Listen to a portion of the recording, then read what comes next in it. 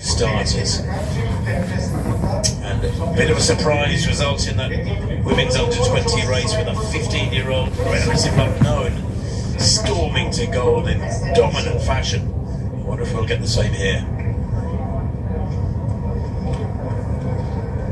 So let's take a look at some of these big names from all over the planet. From Japan, 17 years old, that's all, Yamato Hamaguchi, Japanese junior cross-country champion, but he's run 13:38 for 5,000 already. He's a big talent. And the 19-year-old from Kenya, Samuel Kibati, he has a 13:23 5,000 metre to his name and 6th in the World Juniors in 2022 and won the Kenyan trials. And the best of the locals, he's just 17 years old, Aldin Katovic, twice the Serb indoor champion at senior level at 1,500 metres. Will he have the strength to go this full distance, over 8 kilometres, remember? And for Uganda, also 17, Hosea Chemutai, 11th in Bathurst last year as just a 16-year-old, only 3rd in the Ugandan trials this year though. Well, the Americans always give a good account of themselves. This is their champion, their junior champion this year, Kevin Sanchez of the USA, from the University of Notre Dame. Comes from Austin, Texas originally. He should be comfortable with these temperatures. Here is the Ethiopian under-20 junior champion, also 17, Abel Bekele. He was 7th in Bathurst last year, Team Silver, so can they upgrade that to gold this year?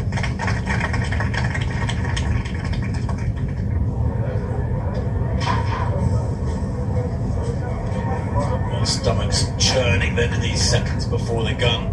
Always such relief when the one gun goes and you can unleash that pent-up energy. A lot of athletes to get on the start line as well. Well, they're racing then in the under-20 men's competition. I wonder if this one will follow a similar pattern. Yeah, I was just going to say, it's interesting that as the fields get bigger, there's no attempt to really put athletes in pens as they used to be traditionally at World Cross Country, so you would line up in your team pair, kind of one behind the other, or a little bit of a zigzag formation to be able to get out fairly and get a good hard run. You can see the speed that these men have gone out at, just to make sure that they get themselves into a good position before they go into that sharp right turn here. Yeah, that was Matthew Kipkoech. He's got Kipruto on his bib, who led the early charge, and it is quick. He's a 13:18 5,000 metre run. I say 5,000 metres, 5k run. He did it on the roads in Barcelona on New Year's Eve. 13:18, and he's just 18 years old. He was 3rd in the Kenyan Junior Championships. But the winner of the women's under-20 race, remember a few minutes ago, was only 4th in the Ethiopian trial, so form does change. Form definitely does change, and I think particularly for the Kenyan teams, because they do like to take their athletes from those trials into a camp, see how they train then, and essentially whittle that team down a little bit within that camp, and it's kind of the cream floating to the top there, and it's surviving that and coming out of it in the best shape, so it can completely change from trials to the actual World Cross Country. Step over that hurdle, isn't it, for these junior men? No problems there whatsoever. No problems so far, but the fatigue will kick in after 2 or 3 laps as the pattern has been laid down even more early than in the under-20 women's race. Remember where we had a Japanese leader for the first kilometre or two? Well, the Kenyan vest very much up there. Joanna Erot is up there. Jonah Erot, as he's nicknamed. He was 4th in the Kenyan trials, the 18-year-old. Hamaguchi is still up there though. I think there is a second Japanese up in that front pack as well. I've seen James Dargan of Great Britain up there. Canadian vests are packing well there as they negotiate that first sharp turn. But already gaps appearing as this fierce pace takes its toll with only 2.5 minutes on the clock.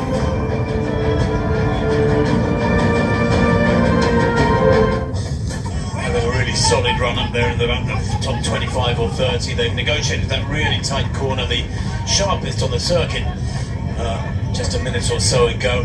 Antene of Ethiopia, short and squat, isn't he? Very powerfully built, the green vest, their central picture compared with the traditional build of the East Africans, the But the Kenyan vests dominating the scene at the moment. Good to see the yellow of Uganda up there as well. Chilimo is looking strong at the moment. Dolphin Chilimo, 18-year-old. Now you look at his personal best. He's never broken 14 minutes for 5,000.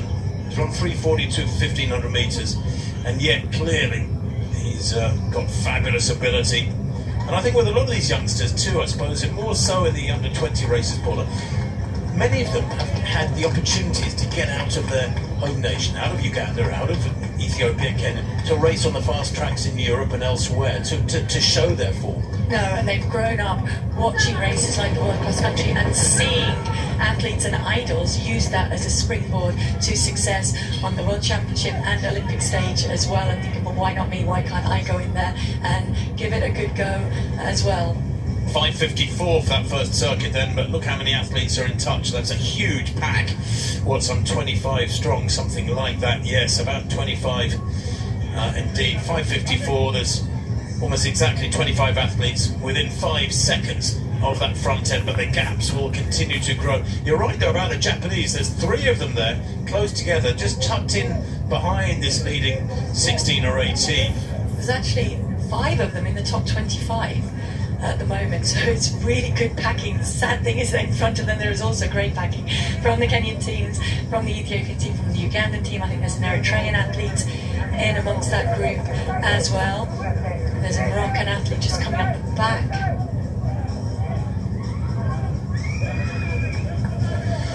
Well, that pack is what, about 20 strong, just beginning to ease away. 1 or 2 gaps appearing already with, what, 7 minutes on the clock. 1 or 2 of those Japanese, pink Japanese vests just beginning to struggle.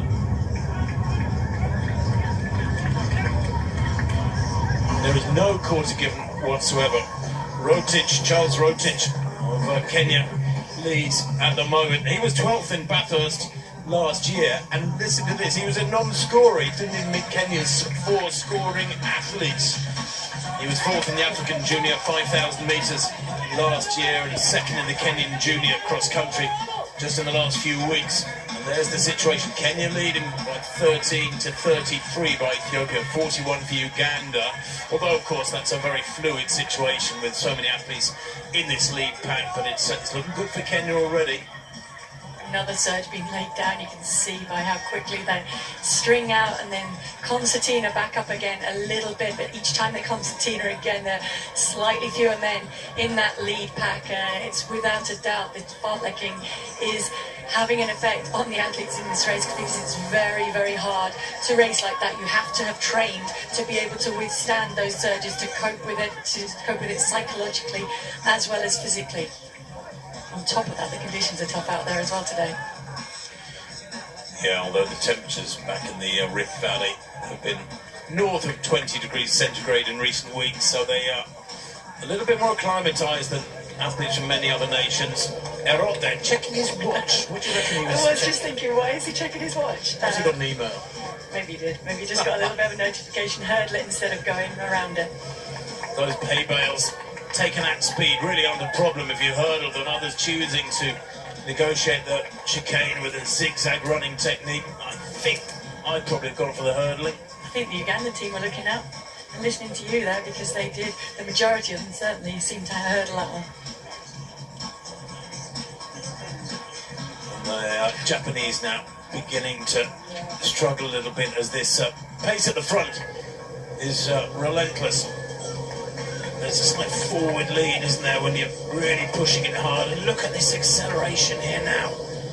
And that's hard to cope with. And, you know, I was going to say it's a bit like a fartlek almost, with surges going in. But actually, if you're at or near the front, it's just constantly hard. So there aren't really surges. There's just somebody maintaining the tempo. If it slackens a tiny bit, somebody else pushes through. Yeah, it's almost like a little couple of seconds of respite while you just have a change at the front, and then somebody else decides to keep going back to the front. And that's what I talk about, the psychological battles, and making sure that you come into these races psychologically absolutely at your best and ready to hold on, because the athletes in that pack don't know where the next surge is coming from, unless it's going to be the surge is going to be the one that will really break up the pack and be too much for the majority of the athletes in there to be able to handle.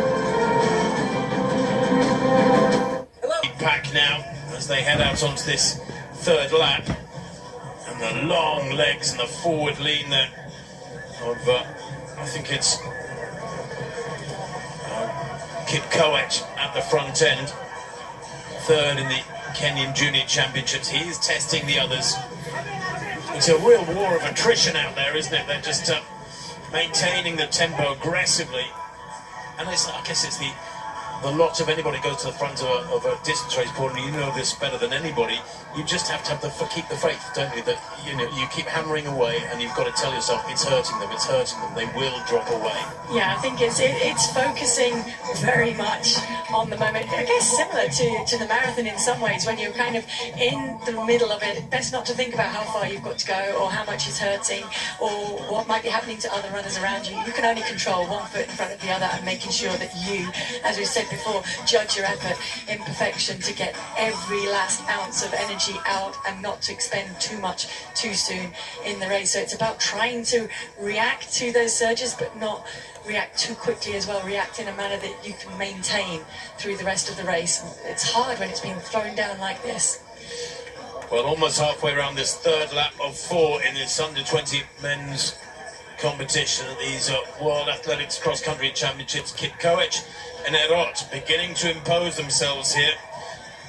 Jonah Erot, who is only a 9:11 athlete at the steeplechase, but has run 29:36 for 10,000 metres, so he's another good example of an athlete who, against the clock on the track, hasn't really done anything impressive yet to make himself stand out, but frankly, with this sort of form, you know he'd run dozens of seconds quicker for both those distances. And the team standings, Kenya on 11, Ethiopia on 27, Uganda 45. Still that same 1, 2, 3. But look at that acceleration from the Ethiopian they're going through.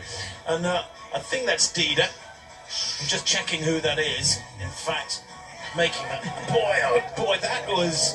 You can see as the laps wear on and the fatigue starts to kick in, the number choosing to hurdle those hay bales is reducing each time. And interestingly, the two Ugandan athletes running side by side, one hurdled and one went round, and they came out exactly equal. You'd think there's such an extravagance to acceleration that intense, Paula, that it's an utter waste of energy. But I think it was Sime, was it, that did it? Doesn't seem to have affected him at all. Well, it's a gamble, isn't it? If he's feeling stronger, if he puts that surge in, then yes, it's an extravagance to him in terms of energy, but if he's feeling stronger, it might take too much from the others. Well, Jet Kemai leads at the moment, but I think it was Sime that made that spectacular surge approaching the hay bales just now. Now, the reason he was able to do that is because, just checking his card, he ran 7:40 indoors for 3,000 Yerevan just a few weeks ago. He won the Ethiopian 5,000 metre title in recent weeks. So they have got a lot of good track form in their legs, some of these Rift Valley athletes, whether they're Kenyan or Ethiopian. And Gibafi now doing a turn at the front. It's almost like a cycle race, watching the peloton, people taking turns at the front end, isn't it? To be the take the wind in their faces for 30 seconds here and 30 seconds there. But I don't think it is quite as scripted as that. It's always looked incredibly organised and scripted in cycling. No, it's a war of attrition, isn't it? I mean, just look at the face of, well, it can't from that shot, obviously, but when we get a front-on shot, Kipruto's face, he's really, really hurting. And now that is written all over his face, but you can see just the faces behind it's really, really strung out now. So this surging, this laying down of questions being asked and asked of the men in this race is really starting to take its toll, and I think we'll see athletes really drop right back, and athletes who have started a little bit more conservatively might even be able to move up despite the big gaps out there on this course. Well, Samuel Kibathi hit the front there. The 19-year-old is the Kenyan junior cross-country champion, and he won that title as well last year. He has real pedigree, 13:23 for 5,000. Back in 2022, so 2 years ago now, he was 6th in the World Junior 5,000 metres, so he's got plenty of experience too. And if you win any Kenyan title over any distance, then you are already a very, very strong athlete. 5:18 for that lap. So the pace accelerating all the time as they hear the bell. This time they head out onto the final lap. 2, 4, 6, 8 in this leading group, with 1 or 2 just beginning to peel off the back. Kipkemai, Antene, Kibathi, who may not have led through the actual over the timing map, but he certainly looked the most comfortable for me over this last couple of minutes. It's amazing how much it strings out and then comes back together again, isn't it? Well, Kipkemei is the taller of the Kenyan squad. Rotich is looking strong too. Charles Rotich, who was 12th in Bathurst, he'll be determined to be a scorer today. Imagine if he makes the top 10 today and is a non-scorer again. But Kipkemei first, second over the second lap, and then first over the third lap as they went through. So he's been right there in the top 3 or 4 for the last 10 minutes and more. Now Kipruto takes his turn at the front, a little bit more of a head down, really working hard, gone from looking really tired to being the one actually at the front, pushing the pace on.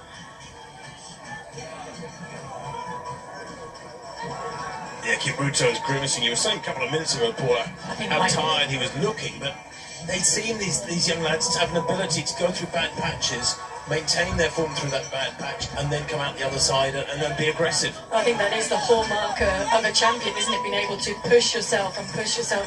And I think it's just interesting the way that some people will totally display, and it's written on their faces how hard they're working, and others will look very serene and calm, even when they're at maximum effort.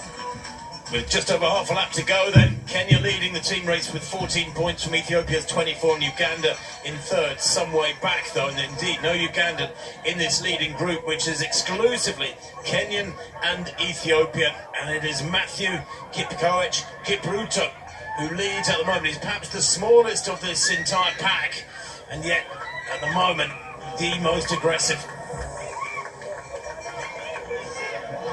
A bit of pushing there as they're negotiating these twists and turns from the Ethiopians. Every metre counts. You don't want to put in any extra effort because they are redlining these lads. I suppose that's one thing we've got to mention for is they make it look easy, but they are redlining. They're absolutely on the limit. And if you look at how the Ethiopians are, I don't think we've yet seen an Ethiopian athlete really go to the front and push on, because they tend not to do that until it's really coming into a final serious move, or just to get a better run through those hay bales there. And that's very much because when the Ethiopians do train together in a group, they're very much in single file over and in amongst the trees, over the tree roots, and they need to have their eyes down at the road in front of them and the path in front of them just to make sure, and you see them hand up just to warn the other athletes.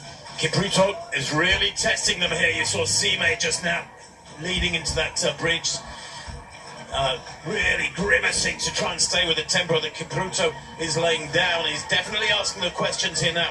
Atene of Ethiopia, Sumahon Atene, who was 6th in the Ethiopian trials, but he won the African Youth 3000 last year. He's got good speed. He's there as well in third place, right of picture. Now we're starting to see the mud path churn up as well, and that's also putting in a little bit of a factor into this race, because when they are tired and they're running at this speed, that is a sudden change in turnover and in cadence. Mesgebu Sime, the tall Ethiopian, in second place, has been grimacing for the last few minutes. I wonder if he's hanging on, or if that is just the way he looks when he's under pressure. He's maintaining, holding his form in the wake there of Kipruto's really aggressive front running. The 18-year-old Sime just pushing Kipruto there as they go through that sand patch, and you can lose a metre or so on those corners, a critical metre perhaps. Yeah, you can, and for the taller athletes it's very difficult to make that turn. You can see the athletes warning each other that that turn is coming up, but you almost have to stop and then accelerate again out of it. And from the Kenyan control of this race so far, now the Ethiopians are actually stronger in that lead pack with 3 of them up there. And Sime hits the front. Sime it is. Kibathi matching him stride for stride as well. Sime, Kipruto, Kibathi. You can feel the wind-up, can't you? They've got a few hundred metres to go. It's almost a straight shot now between them and the finish line, with that bridge to be negotiated. He is the Ethiopian 5,000 metres champion this year, is Mesgebu Sime, who leads at the moment, down to 3. The gap's appearing as this pace picks up, notch by notch. They keep accelerating. And Sime, who has been grimacing for 5 minutes now, he's working so hard. He took all the punches of that Kipruto could throw at him over this last lap. and has returned it with interest and comes down off the bridge there. A little bit of extra momentum from him, but has he got the legs? I think it's definitely down to these two, because that was a look over his shoulder from Caputo that was checking behind him, and he's not interested in that battle at the moment for gold and silver. Who's going to make a move first? Well, it's Kabati who tries, but has Sima got something left? Samuel Kabati then flailing arms with the line approaching. Has Sima got the speed? The Ethiopian looked over his shoulder there. That was a giveaway. The gap is 2 meters. He's still trying to attack Kabati. The Kenyan leads by 1.5 meters. He checks over his shoulder. Sima, I don't think is going to make it. He's going to run out of road, run out of grass. But it is going to be gold in this one for Kenya. Samuel Kabati takes gold in the men's under-20 race here in Belgrade with about 1.5 meters the gap between himself and Mesgebo Sime. Kipruto takes the bronze. All that front running over the final circuit, he is rewarded with a place on the rostrum. But the gaps opened up massively over the final few hundred meters with that acceleration. It was like a really world-class track race, never mind about cross-country.